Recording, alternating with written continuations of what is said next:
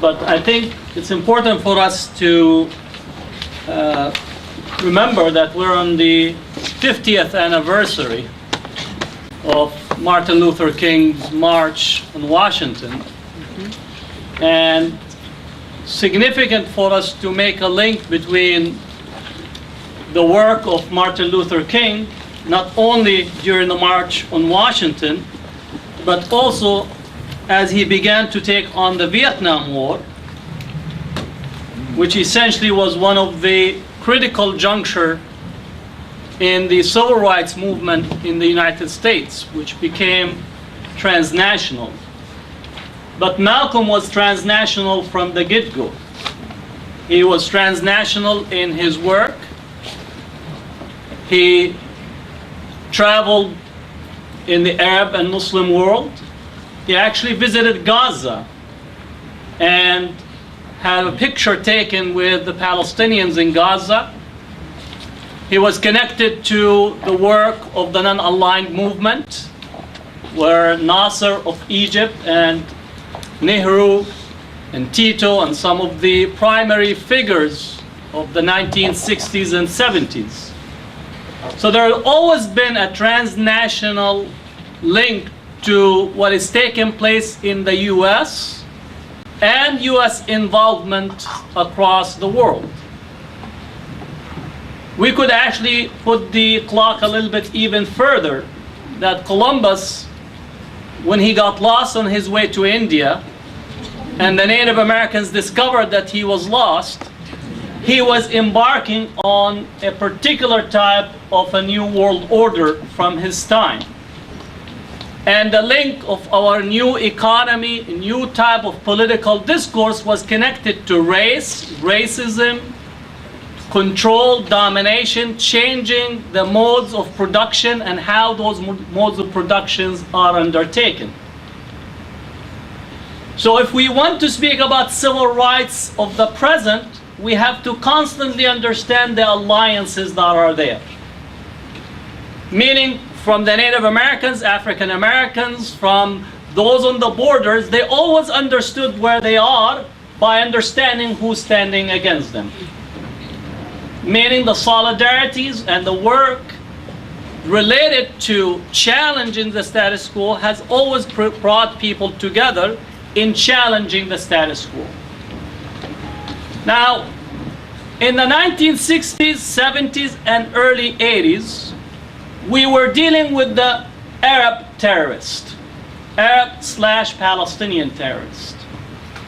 It was the PLO, the PFLP, DFLP, and any organization that was identified with the Palestine struggle was demonized.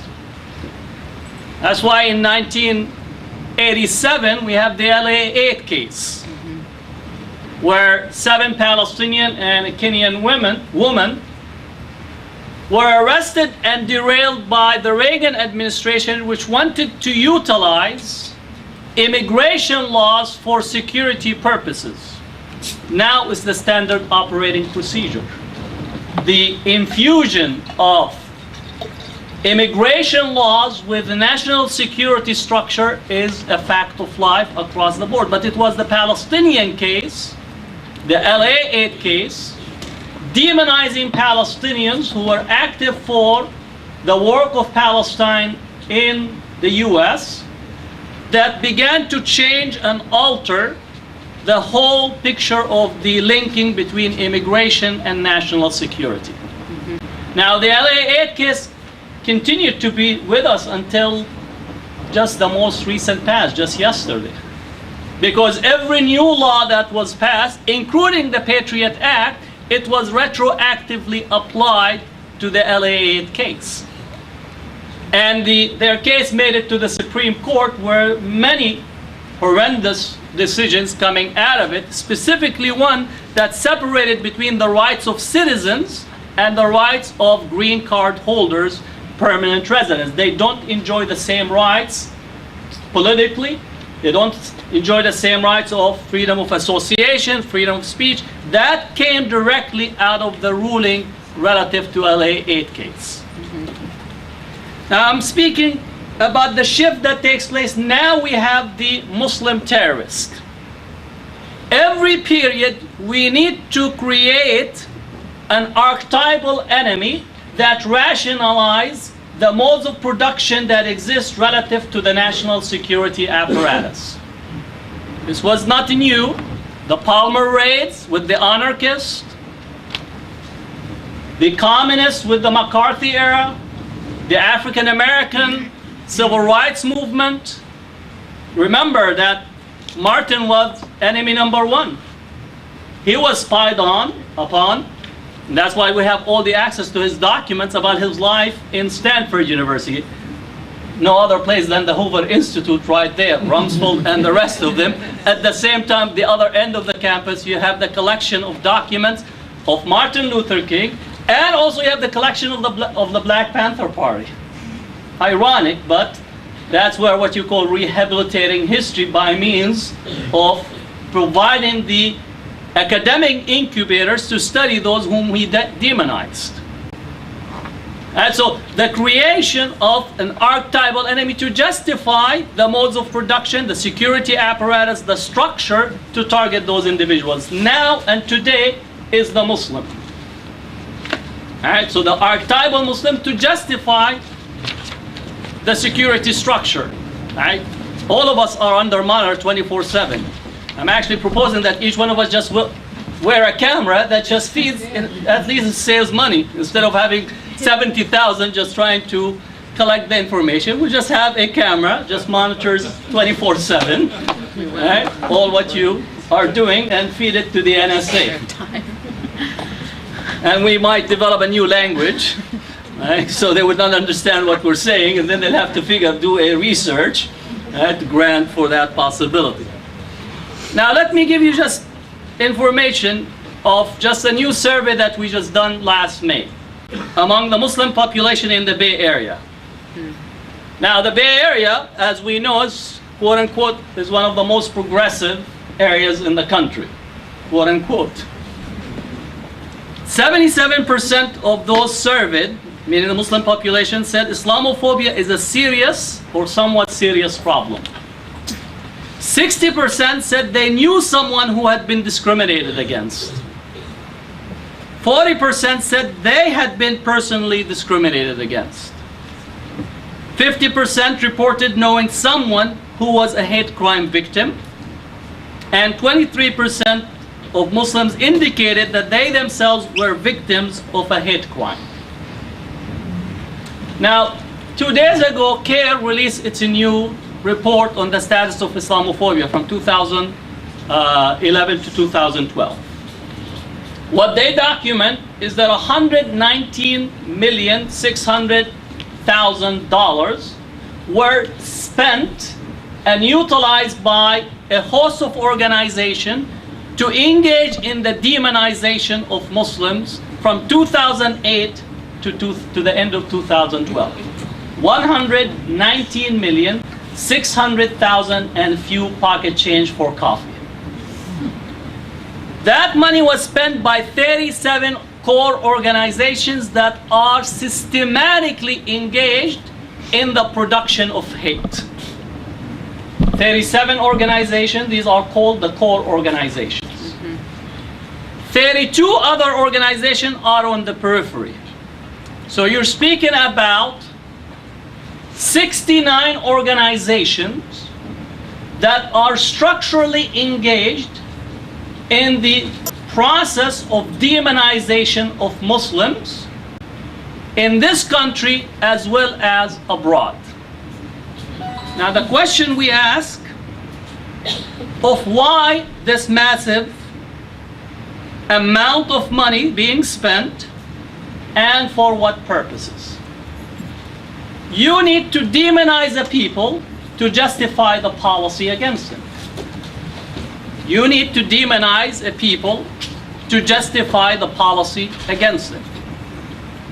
We have a massive military outlay in this country. We spend more on military than the next 20 countries combined. We spend, and this is just the military, if you assess every part of our security, you go to a BART station or a train, there's a security. You go to McDonald's, there is a security.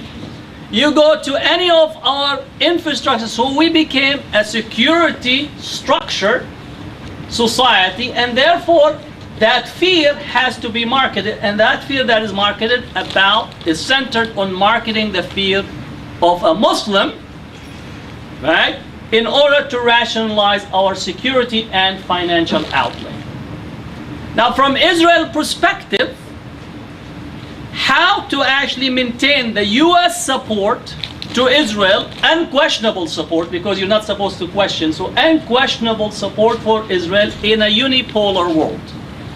In order for that to happen, you need to create the commonality of the threat between what the United States is facing and what Israel is facing. And therefore, Israel became the go-to experts on Islamic fundamentalism and Islamic terrorism. If you look at the main organizations in this country that are working on the demonization of Muslims, you will find that they are connected to the backbone of the pro-Israel infrastructure in this country. Daniel Pipes is one of their preeminent individuals. Stephen Emerson, David Horowitz, and I'm not mentioning the name just because they're sounding Jewish names, because they're great Jewish names that don't have anything to do with Islamophobia. These individuals are structurally engaged in the demonization of Muslims for a foreign policy objective for Israel, as well as connecting to the domestic scene here in the United States.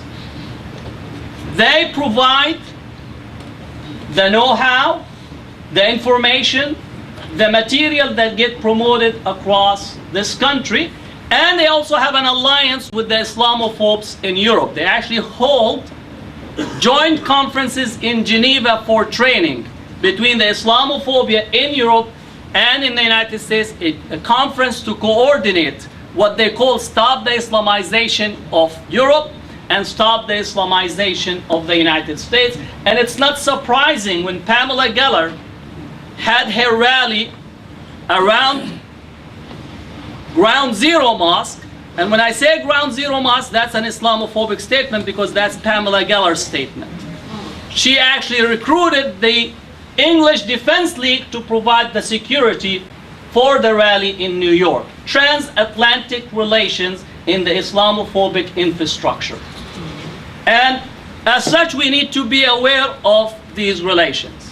Now, many of us are hearing about the creeping Sharia, right? That's a person, David Yorshalimi, a heavily committed to protection, preservation, and maintaining of Israel interests in the U.S.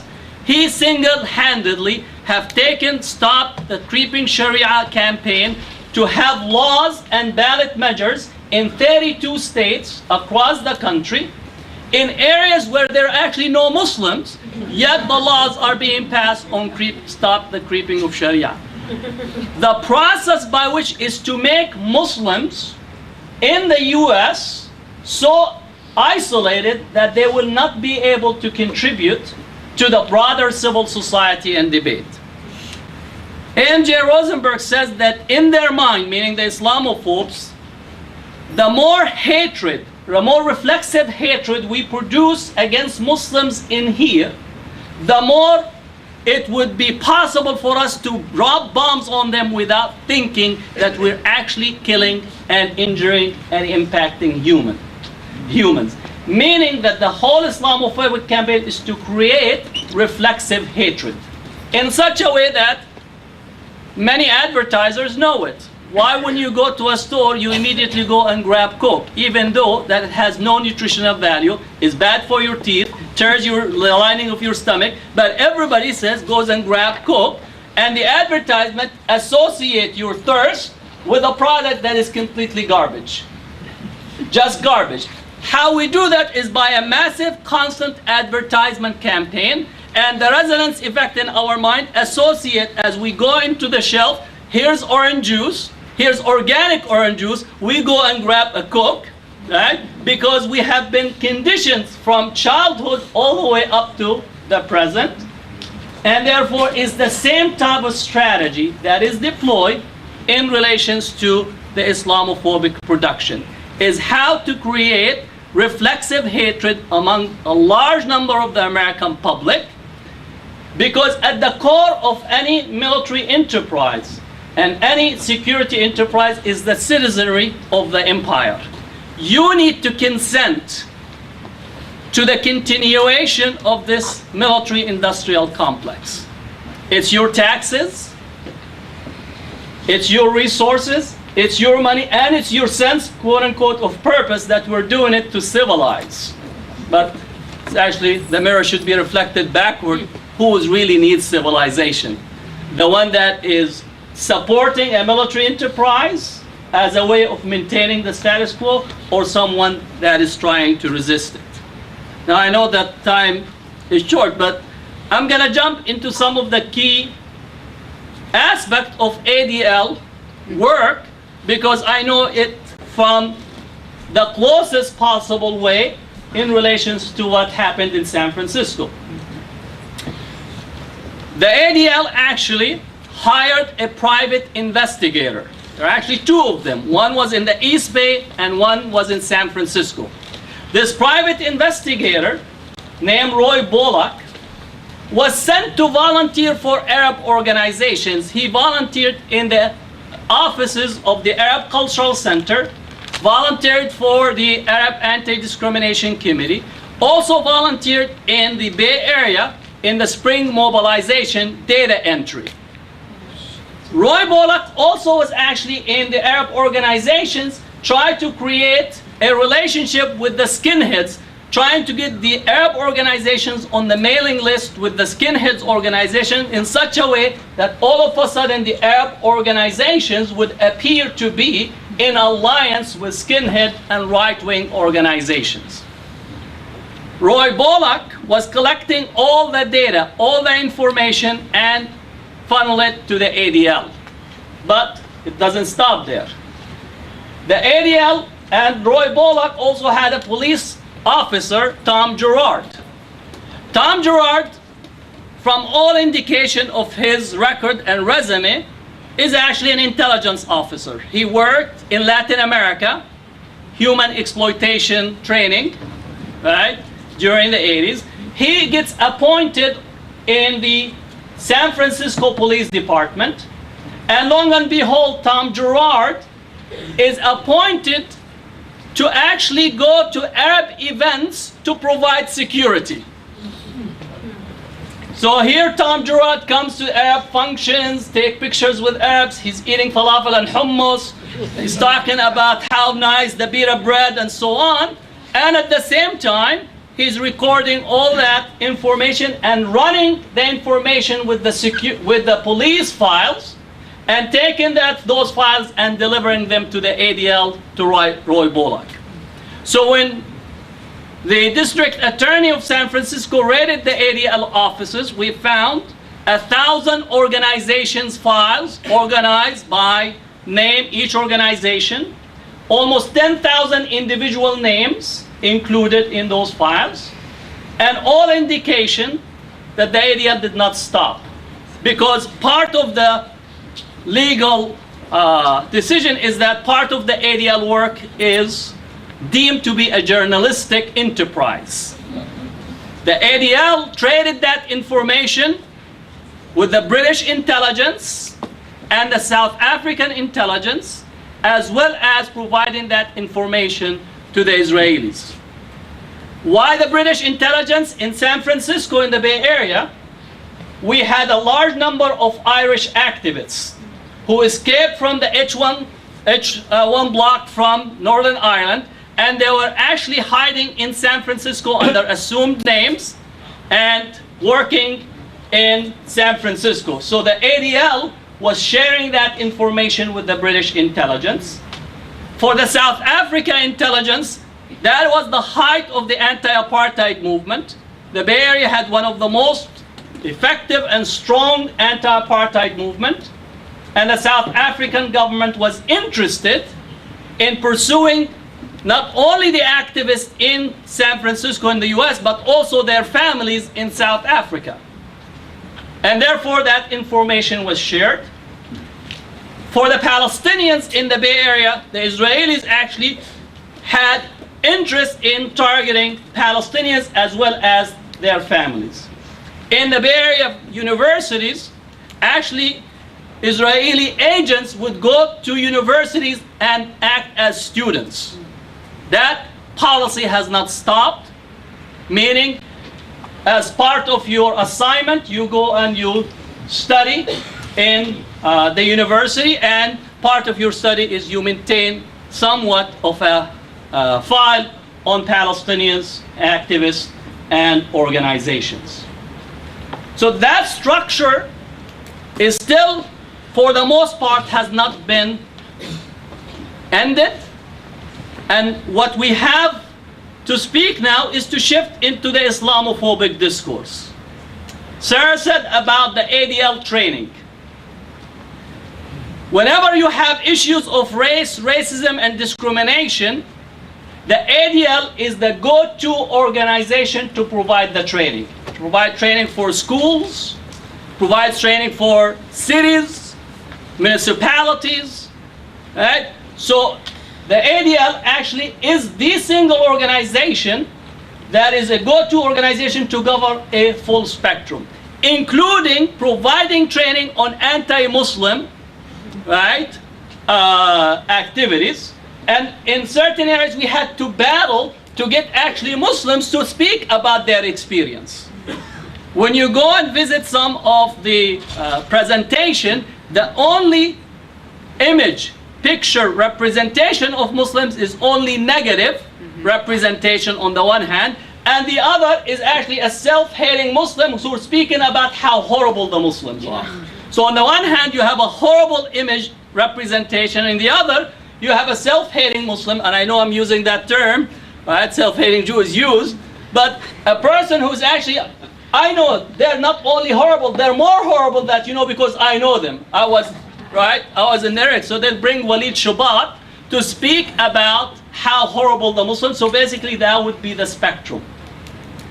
What the process creates is a structured representation of Muslims across the various organizations that deal with Muslims in relations to providing services, human services, policing services, and so on. What we found also is not only that the ADL, but the organization that constitute this 37 core Islamophobic organizations are providing training for our police across the country.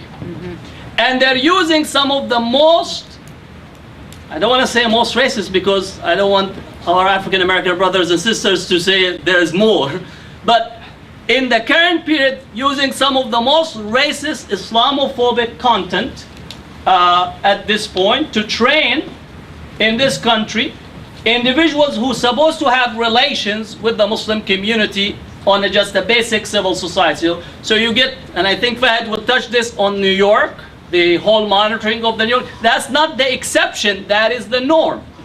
In the Bay Area, the FBI actually was inviting the leaders and the community to meet in a public relation effort. And I said at the time, I'm not interested in meeting with them. It's a meet, greet, record, and report. That was it. And literally what I said exactly, it came out that they were just documenting, sharing that information, and mapping the community. One of the most funniest part is what you call, and I think this is important, and I'll end with this, is the total falafel awareness program. I'm not joking, you Google it. At a certain point, they're actually set up a monitoring of a grocery store that sells falafel because they wanted to monitor this Iranian guy. He might have some terrorist falafel tendencies. The assumption is that if we monitor those who purchase falafel, we can connect the dots from the falafel to the hummus to the baba beans, and then we could get to the grassroots organizers. That's their theory. But it turned out that all the people who were buying the falafels were actually hippies. So finally we discovered who's behind all these radical thoughts is the hippies. That's a project that is there because you have a structure that allowed for us to actually make that which is unthinkable thinkable, and that which is unthinkable to be funded. We are in a period where such nonsense could be funded under the guise of fighting the war on terrorism.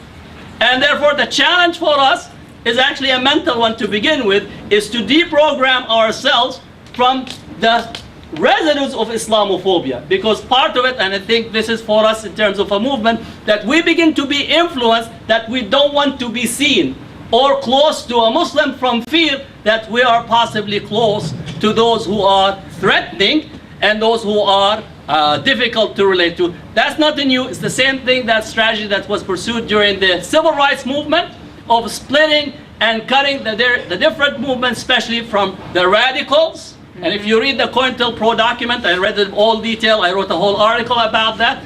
The strategy is the same, and we need to utilize very effective methods and strategies in order to end it. So I'll stop in here, and thank you.